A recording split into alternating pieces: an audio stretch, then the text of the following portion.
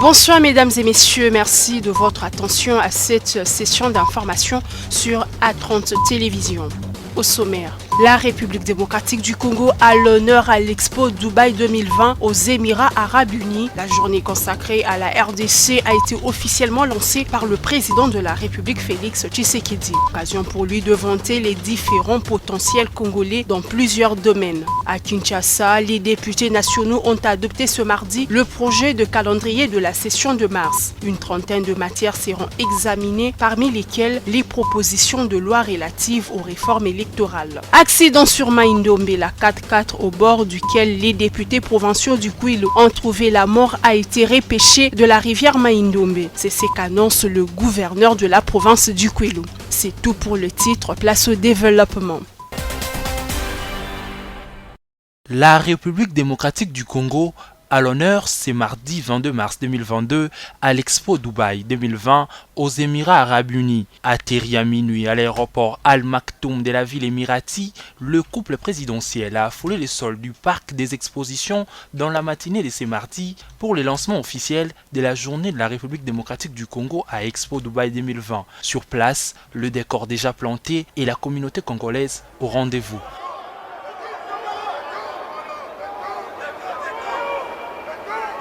Dans son allocution juste après celle du président de la commission Expo Dubaï 2020, le chef de l'État congolais Félix-Antoine Tshisekedi Tshilombo a vanté les différentes potentialités aussi bien humaines, culturelles, naturelles qu'économiques de la République démocratique du Congo. What can be said in different sectors. With regard, in particular, to culture, the Congolese rumba, which has just been consecrated by the UNESCO as immaterial, intangible heritage of humanity. The Democratic Republic of Congo is also bound with key natural resources necessary for the expansion of the global green industry. As a matter of fact, thanks to lithium, to just name one of them, that is about 60% of global lithium. The Democratic Republic of Congo is in the heart. Autant d'opportunités énumérées par le président de la République comme pour signifier combien le Congo-Kinshasa est et devra toujours être au cœur des enjeux dûment au niveau du continent africain. Voilà qui justifie les thèmes choisis pour cette journée, à savoir « Nous faisons battre le cœur de l'Afrique ». Je vous invite donc à visiter. I therefore invite you to visit once again the pavilion of the Democratic Republic of Congo and to seize all business opportunities offered there.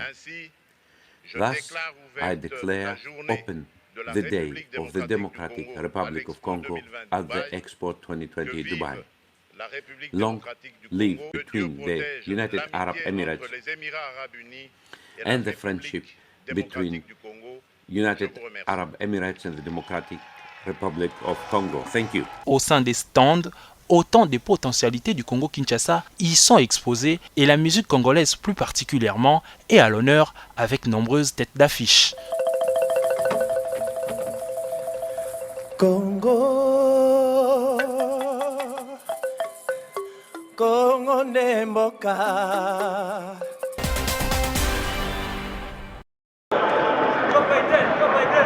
C'est fait. Les députés nationaux ont adopté ce mardi 21 mars 2022 en plénière le projet de calendrier de la session ordinaire de mars 2022. C'est là, à l'issue d'un débat général et des amendements apportés par les élus nationaux sur l'avant-projet proposé par la conférence de présidents. Une trentaine de matières seront examinées, parmi lesquelles les initiatives telles que la proposition de loi modifiant et complétant les statuts des anciens présidents de la République, la réforme de la loi électorale et la pétition d'un groupe de députés nationaux pour la révision constitutionnelle. La députée nationale Solange Masumbuko a plaidé pour que soit privilégiée le réforme électorale au cours de cette session. En termes de priorité, moi je dirais que nous avons les lois sur le fonctionnement de l'armée et la police, la révision, et la loi sur la programmation. Nous avons aussi la loi électorale qui sont des priorités parce que vous savez, la RDC et tous les Quinois, les Congolais, les Quinoises nous attendent sur les élections transparentes, crédibles aussi à l'international.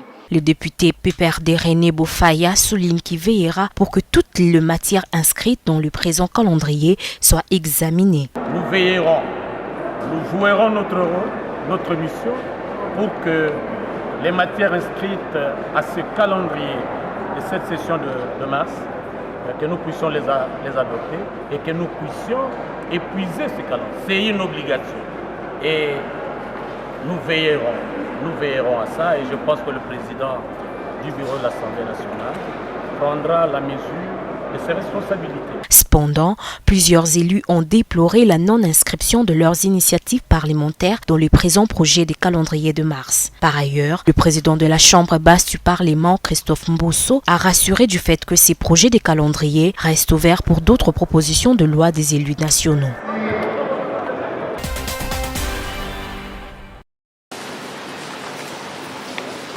Réchauffer et redynamiser la coopération entre la capitale congolaise Kinshasa et la région de Bruxelles, voilà qui a réuni à Kinshasa les représentants de deux délégations qui ont signé le lundi 21 mars à l'hôtel de ville de Kinshasa l'avenant de l'accord de coopération. Un document de travail qui intègre en son sein plusieurs domaines dont l'environnement, la santé, l'éducation, le transport, le renforcement des capacités administratives, l'informatique, la culture ainsi que le genre.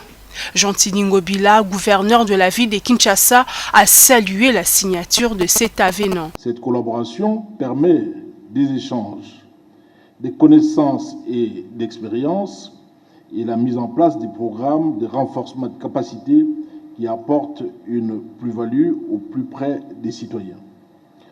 Fort de cette logique, la ville de Kinshasa et la région de Bruxelles-Capitale ont signé un accord de coopération en date du 4 juillet 2016.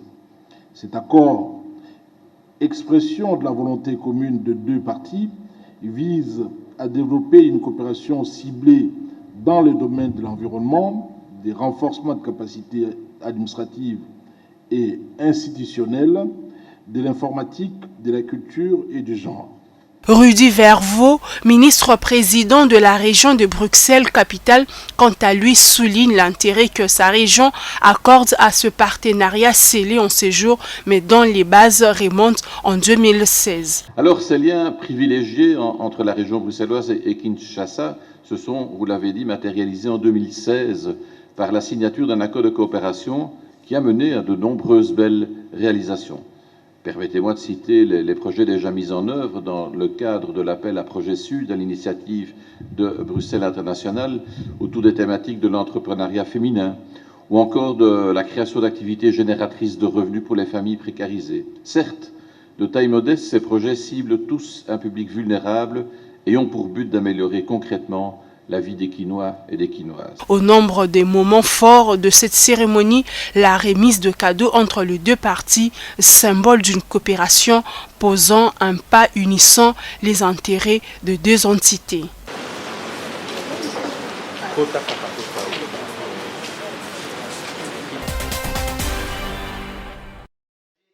Dans la salle polyvalente de l'Académie des Beaux-Arts, il y avait d'une part le corps scientifique conduit par le directeur général de l'Académie des Beaux-Arts, Henri Kalama Akoulez, les historiens congolais et belges, les artistes ainsi que les étudiants du Congo et de la Belgique en art. Tous assistent au lancement de Living Trace, qui est un projet passerelle entre Kinshasa et Bruxelles. Ces projets est l'initiative de Canal Centre Pompidou, que dirige le professeur Yves Goldstein. Il consiste à établir le lien entre la RDC et la Belgique dans le domaine culturel et économique. Pour le directeur général de l'Académie des Beaux-Arts, Henri Kalama, cette initiative est un moyen de réévaluer les histoires entre les deux pays. Mais c'est un projet qui sera réalisé entre les étudiants de l'Académie des Beaux-Arts et les étudiants de l'Académie royale des Beaux-Arts de Bruxelles. À travers les étudiants, nous allons devoir essayer de revisiter notre histoire ou nos histoires entre les deux pays, la Belgique et le Congo. C'est pour revisiter un peu notre histoire ou nos histoires qui sont très souvent tronquées, qui font que nous réfléchissons par procuration. Et quoi de plus normal que de passer d'abord par les étudiants, en jauger leur connaissance de notre histoire commune, ce serait une voie de réconciliation, la voie privilégiée.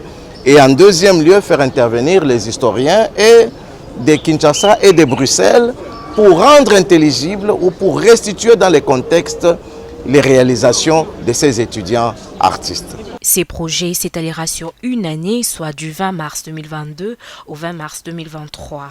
Après le lancement des Living Trace, tous ont assisté au vernissage de l'exposition Kinshasa Tonga entre futur et poussière. Aujourd'hui, à tirer de l'eau, un jeep accidenté, un corps à bord. Curieusement, par rapport à tous les signes, le corps a un anneau cheval, une bague, un pantalon de couleur noire cousu en type militaire, dont l'identification montre clairement que c'est le propriétaire du véhicule, le feu honorable Yifon. C'est le corps qui est récupéré. Et tout à l'heure, nous sommes en train de tenir une réunion pour la mort du cinquantenaire. Il y a 4 corps qui ont été retrouvés, mais dont l'identification a été difficile. Alors, pour peut-être le corps d'hier, par exemple, il y a eu, le monsieur était habillé en pagne de couleur noire et blanc. C'est là l'identification. Et l'autre corps, le monsieur était habillé en sous-culotte bleue. Mais ici, on reconnaît que c'est le chef, c'est parce qu'il y a l'anneau, il y a sa montre que tout le monde voit d'habitude. C'est pourquoi on l'a reconnu facilement. Mais parmi les 4, on n'a pas de précision sur le député. Je pense que les précisions seront à partir de la morgue prochainement. Les autres corps, sûrement, comme c'était les véhicules accidentés, on a retrouvé un seul corps, les autres corps étaient sortis. Maintenant, la Croix-Rouge va continuer les recherches. Oui, le véhicule était retiré des autres. C'est maintenant exposé au pont Maïdombe à l'Est. Il ne se passe pas 2 jours en Ituri sans que de nouveaux exploits soient réalisés par les forces de sécurité et de défense dans la traque des auteurs de violences. 21 présumés criminels, dont des insensés des détenteurs de la maison MPSA en ville de Bunia, arrêtés par le service de sécurité et de défense avec 5 armes AK-47 et un lot important de munitions présentés au gouverneur militaire en présence du commissaire général de la police en RDC. Ils sont poursuivis pour vol à main armée, extorsion, certains pour violation de consignes, un groupe de receleurs, ceux-là qui aident les malfaiteurs à écouler certaines marchandises. Plusieurs biens de la population, parmi lesquels des motos récupérées par les forces de l'ordre, ont été restitués à leurs propriétaires, de quoi réjouir ces taxes humaines. Na remercier la police pour la musala na bango basali a remercier bango makasi nazaki kutu na espoir ete mais na sutuka ki komona ke bazui moto na ngai tuka matondi ezongela bango. Une prouesse saluée par les commissaires généraux de la police en RDC, les commissaires divisionnaires principal Dieudonné Amouli Baïgwa. Nous nos affaires que sont pas condamnés un coup fusana jou ba ngiri vile ba ko peut-être les membres sur le détail ba bien dans notre lié bien avec la justice puisque la justice est très libre pour faire un cas ya qui joue et tout à fait ba gote comme ça là ba condamner comme ça un coup fusana.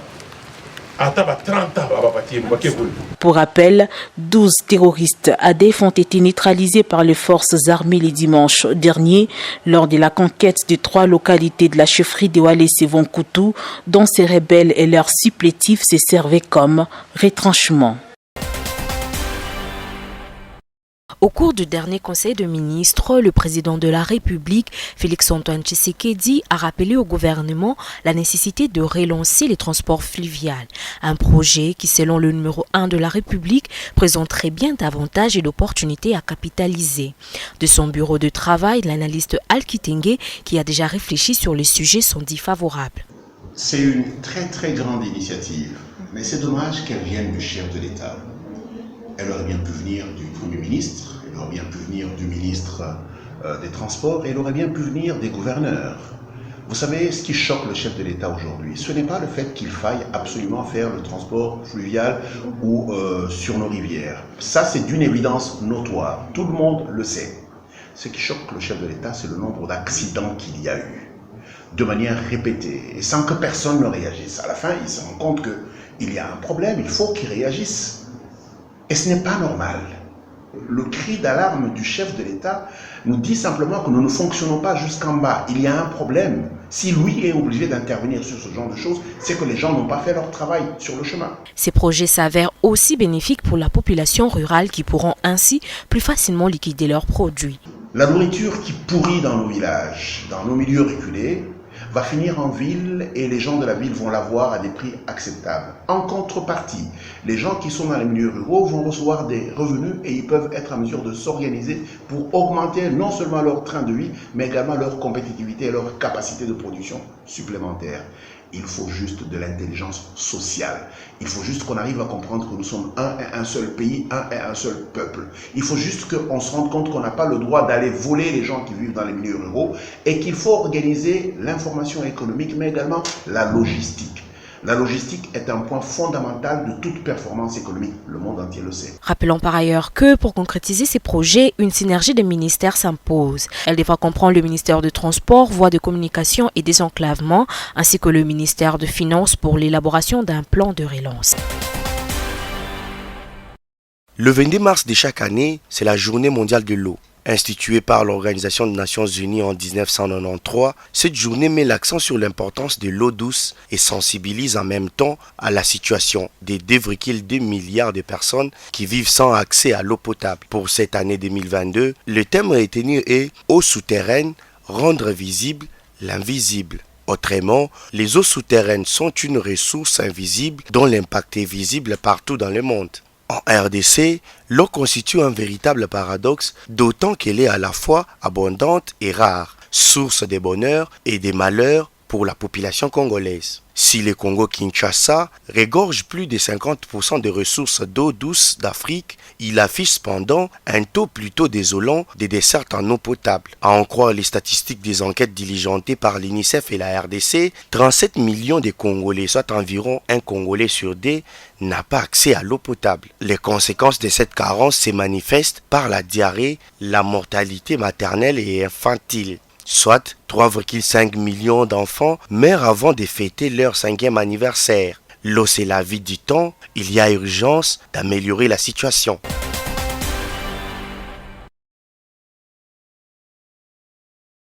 Sorti des terres depuis plusieurs décennies, le quartier Mbouko dans la commune de Kisanso n'a toujours pas jusqu'à ce jour accès à l'eau potable.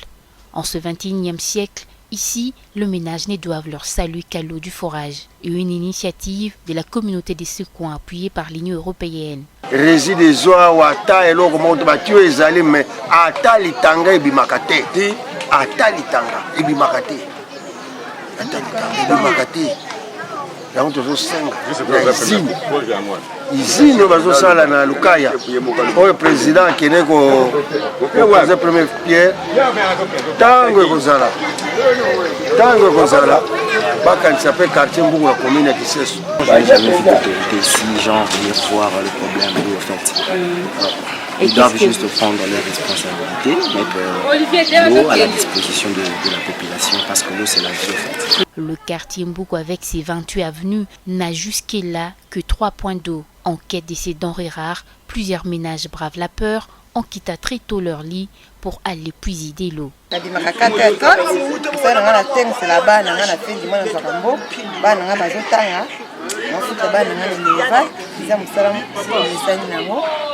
Avant Zoma, il faut bima 4 heures.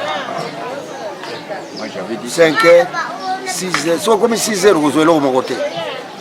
4 heures ou bien 3 heures au bimi, maman ou atiki on embête toi papa, allez à qui débrouiller maille. Et ça c'est normal. Pour ce camion peut aller louer voiture botier l'encrisé ou bien Toyota Lix et des binos botier botoki. Tout ça sans fou. Dans la ville de Kinshasa, ce sont plusieurs quartiers qui se retrouvent dans cette situation.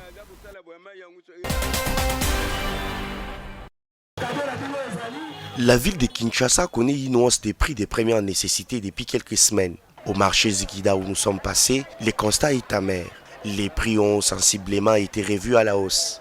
Par exemple, un bidon d'huile qui s'est vendu à 80 000 francs se vend actuellement à plus de 100 000 francs congolais, d'où les cris d'alarme des vendeurs. Les camarades payent à ma foot à bisope toujours comprendre en côté. Et bandi peut les loter. C'est que 2 semaines en gros. Ils ont mati les lots, lobby mati. Tous qui na quantité to bando côté quand on a valeur à 58 000, les lots c'est 67 000 francs, 70 000 francs. Cantine à 15 litres. Oui.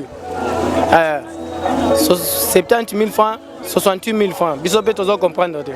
Makambo to mona na kati mboko e komo pesa biso pasi to baye to komo lo baka yeso azonga.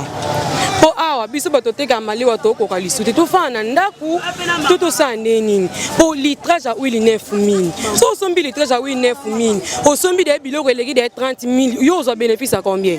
O te makalo, o te bepis do to ko kalisuti. Pour comprendre cette situation, nous sommes allés à la rencontre d'un économiste. Al-Kitenge estime que la hausse vertigineuse des prix est causée par la crise de la Covid-19. Les causes commencent à la crise de Covid-19 et les gens ne s'en sont pas rendus compte. J'ai parlé, j'ai crié, j'ai raconté toute ma vie, mais les gens ne semblent même pas écouter. On pense qu'on peut avoir une pandémie comme c'est la Covid-19 avec tous les chocs économiques que ça a eu sur les autres et sur nous et ne pas avoir des conséquences. Maintenant, nous sommes en train de payer les prix de la pandémie à Covid-19. Par exemple, dans le secteur de la disponibilité des bateaux, des conteneurs, c'est une bataille. Les prix sont en train de se multiplier par 3, par 4, par 5. Nous allons le ressentir. Mais ça, on aurait bien pu être en mesure de s'en rendre compte. Deuxième chose, la pandémie de Covid-19 nous a démontré de manière assez claire qu'il n'est pas logique. Ce n'est pas intelligent pour un peuple de penser que vous pouvez dépendre en tout et pour tout de l'extérieur. Mais nous n'avons pas écouté ce son. Maintenant, la guerre entre la Russie et l'Ukraine nous démontre encore une fois que en cas de crise, les gens se referment sur eux-mêmes. Quand je dis eux-mêmes, ça peut être des pays, mais après, ça peut être des continents.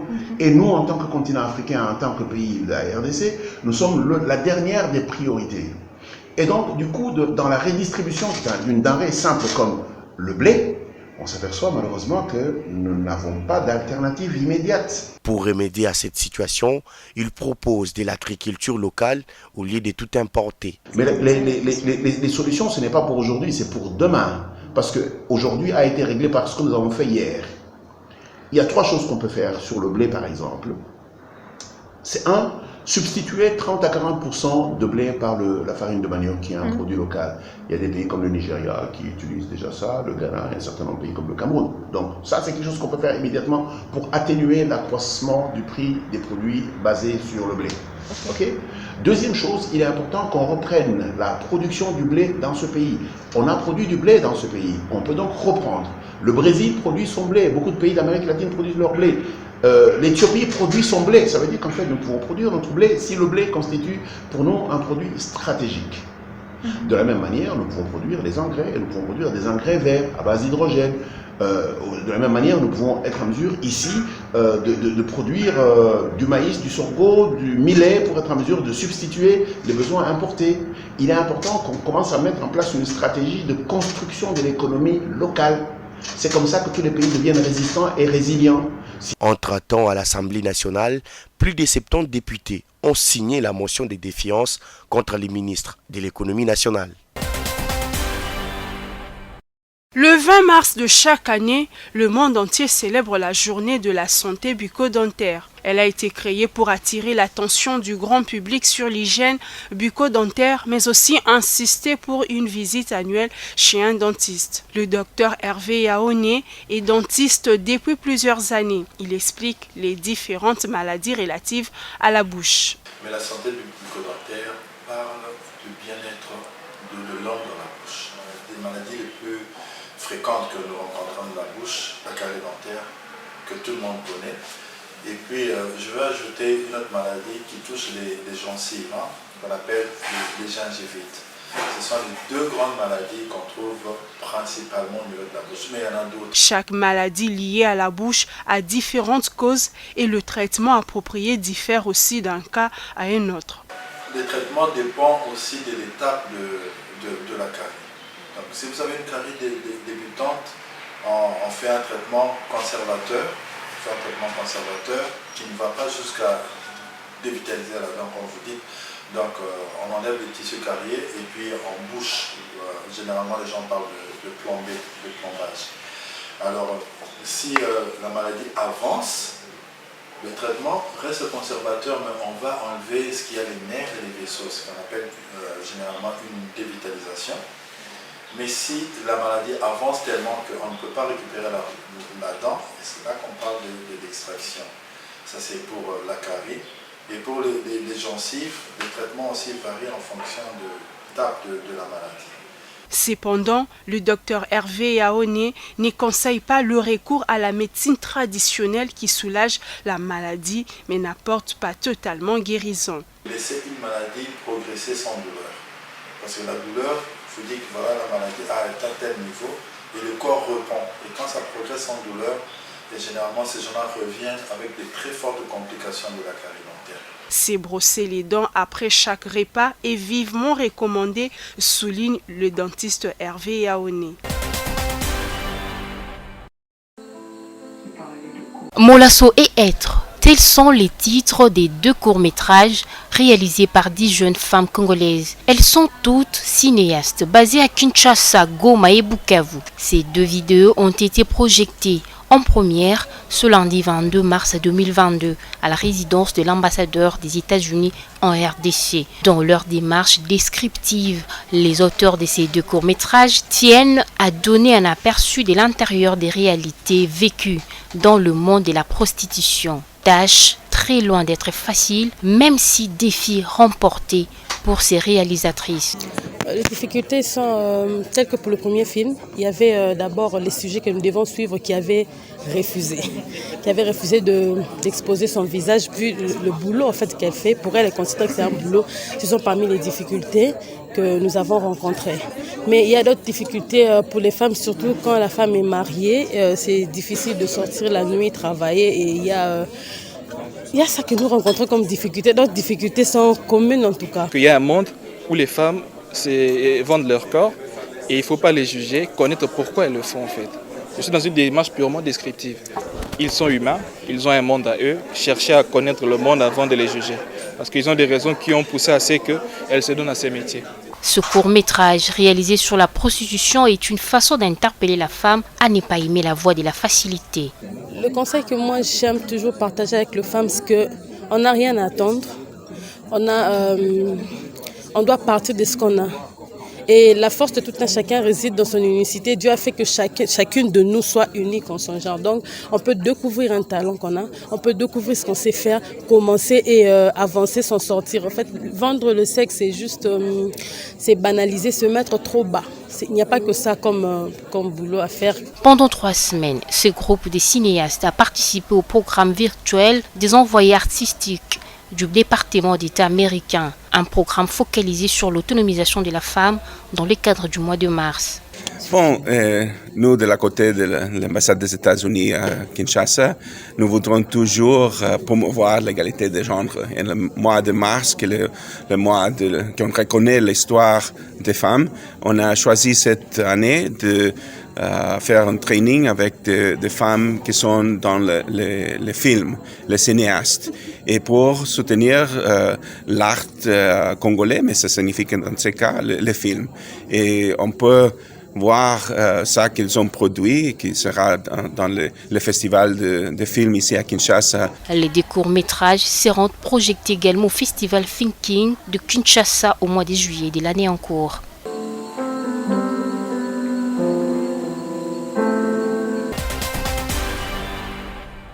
Parité et autonomisation de la femme, tels sont les 2 termes les plus souvent utilisés pour évoquer les droits des femmes à travers le monde, ceux dans différents secteurs et domaines de la vie. En République démocratique du Congo, certaines activistes féminines engagées dans cette démarche de la lutte pour l'autonomisation de la femme notent quelques avancées significatives dans ce processus au regard de certains signaux positifs enregistrés. L'autonomisation, c'est un élément capital pour la femme, pour aider la femme à s'épanouir dans la société et à se libérer de cette dépendance vis-à-vis de l'homme. La parité, oui, on dira qu'actuellement, on sent qu'il y a cette parité parce que déjà, il y a les femmes sont dans presque tout le domaine. On sent la présence de la femme. La politique, côté économie, on voit côté santé, partout on sent cette présence, on sent la présence de la femme. La femme est là. Mais cette parité n'est pas encore sur 50-50 comme on veut qu'il y ait vraiment un bon nombre de femmes qui s'impliquent au fait. Donc, ce n'est pas encore atteint en fait, ce n'est pas encore, c'est pas encore fini. C'est cette lutte que nous menons en fait pour que cela soit vraiment de manière effective au sein de notre société. La coordonnatrice de l'ONG Bisoba Telema a à l'occasion de ce mois de mars dédié plusieurs activités à l'intention de femmes en vue de lancer un message d'encouragement à la Congolaise où qu'elle soit. Il faut savoir que la femme n'est pas un sous-homme en fait, comme on dit. Elle n'est pas un homme en moitié ou tout ça. C'est une personne entière. Donc, le travail que peut jouer un rôle, peut jouer un homme, la femme peut aussi le faire. Donc, j'invite toutes ces femmes qui pensent qu'elles n'ont pas de quoi donner, offrir à cette société. Sachez que vous avez de l'importance au sein de cette société. Parce que cette société ne peut pas se développer sans qu'il y ait l'apport de la femme. L'ONG Bisoba Telema, qui existe depuis 4 ans, est une structure qui milite pour l'application et le respect des droits de femmes en République démocratique du Congo. Merci. Pas très connue du grand public, mais très active sur terrain lors de manifestations, Eunice Etaka est une militante au sein du mouvement citoyen Lutte pour le changement depuis 2017. Elle est l'une de 5 filles membres de ce mouvement citoyen, majoritairement composé d'hommes, du moins pour le compte de la ville de Kinshasa. Âgée de 29 ans et 5e d'une famille de 9 enfants, son amour pour la République démocratique du Congo reste sa plus grande passion. Voir la RDC devenir un pays fort et puissant en Afrique et dans le monde, tel est son rêve. Eunice affirme que son activisme au départ était une adhésion qui n'a pas été acceptée par sa famille. C'était compliqué au départ parce que, faut l'admettre, il y a beaucoup de préjugés autour de notre lutte, beaucoup de préjugés. Il y a ceux qui pensent que les filles activistes militantes sont violées lorsqu'elles sont arrêtées, maltraitées, et donc la famille n'était pas d'accord. Ma maman principalement, elle avait catégoriquement refusé. On a eu une nuit à discuter que de ça. C'était après une arrestation au mois de septembre de 2017. J'ai été arrêtée, j'ai fait 2 jours à l'Ipékin et à la sortie, ma mère avait dit « Tu choisis entre la lucha et ta famille ». J'ai fini par la convaincre. Aujourd'hui, s'il y a 2 personnes qui me soutiennent, elle en fait partie. Durant ces 5 ans de lutte, cette juriste de formation en droit privé et judiciaire compte à son actif plusieurs arrestations et interpellations depuis son engagement. À l'époque de Kabila, j'ai subi 5 arrestations et plusieurs interpellations. C'est-à-dire, je le différencie. Quand je dis arrestation, c'est-à-dire on vous met dans un cachot où vous passez nuit. Et quand je dis interpellation, c'est-à-dire en pleine manifestation, on vient, on vous prend, on vous empêche de continuer à manifester, on vous amène dans un siège, on vous met par terre, on vous interroge, on vous auditionne, après on vous relâche sans passer nuit ou être dans un cachot. Des arrestations et interpellations faites dans des conditions difficiles. Je prends un exemple, c'était le 25 septembre 2017.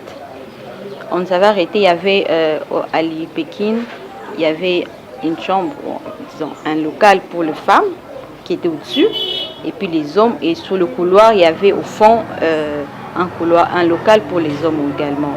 Mais les conditions, vous voyez les conditions incarcérales de notre pays, hein, c'est lamentable, lamentable.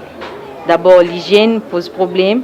Vous trouvez un petit cadre pour plusieurs femmes où vous n'avez, imagine, on vous laisse là toute la nuit, vous n'avez droit à sortir qu'à 5 heures pour prendre bain, faire tout le besoin nécessaire. Et pendant cet intervalle, celui qui a besoin de faire ses besoins, il est fait où? Pour certaines langues qui affirment que la lucha a été affaiblie depuis l'arrivée de Félix Tshisekedi, Eunice Etaka rejette ces allégations. D'abord, je vais énumérer quelques revendications. que nous avons faites à l'époque de Kabila. Et ensemble, on va constater s'il y a un changement ou non. À l'époque de Kabila, on voulait le respect des principes de la démocratie. Pas des fraudes. Nous étions contre les antivaleurs. Ce n'était pas qui est auteur de cette antivaleur, mais c'était c'est quoi? Est-ce que c'est une valeur ou une antivaleur? C'était ça la question. Aujourd'hui, nous continuons à compter les cas de corruption. C'est à ciel ouvert. Il y a tous les arrestations arbitraires.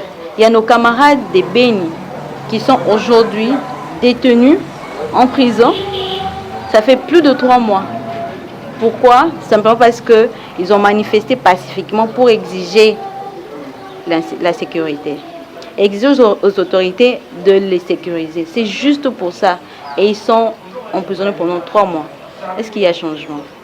Eunice Taka dit poursuivre ses actions au sein de la lucha.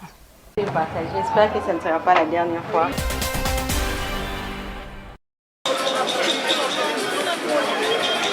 L'Institut facultaire des sciences de l'information et de la communication en deuil depuis quelques jours. C'est finalement ce mardi que l'IFASIC a rendu ses derniers hommages au professeur Hugues Henri Kokolo décédé le 8 mars 2022. La grande cour de l'enceinte de la grande école de journalisme et de la communication dénommée Espace Professeur Malembe a été le lieu où professeurs étudiants anciens de l'IFASIC, les membres de famille, amis et connaissances ont tous et chacun ont pleuré à leur façon la disparition de celui qui avait accepté de consacrer à servir les autres.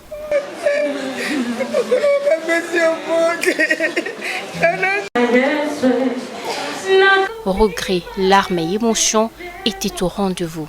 Le professeur Kokolo est resté le même quand il est devenu professeur, toujours attaché à ses collaborateurs, avec qui il partageait la même sympathie et la même convivialité.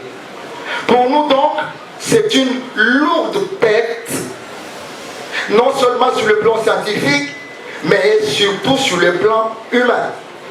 Le peu que je puisse dire du prof Henri Kokolo, c'est que, en plus de la science qu'il transmettait aux gens, il y avait un sens de la famille qu'il incarnait.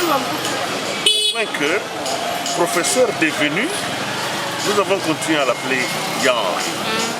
Cette marque de confiance, cette familiarité témoignait effectivement qu'il ne donnait pas que la science, il donnait aussi un type de vie.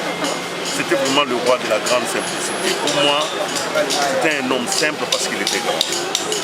J'ai du mal à l'appeler professeur parce que nous, on l'appelle tonton Henri. Quand on appelle un professeur tonton Henri, c'est qu'il y a eu des relations qui se sont développées.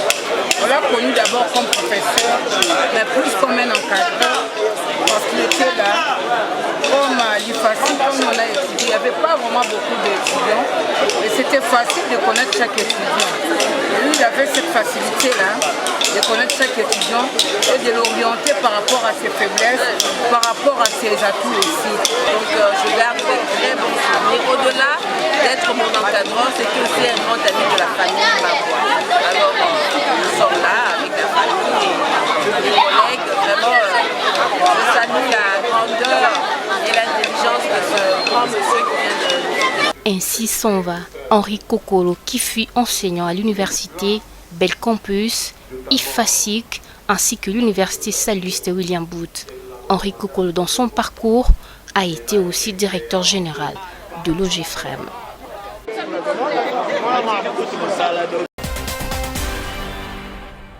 Merci de votre attention à cette session d'information. Le prochain rendez-vous est pris pour demain à la même heure.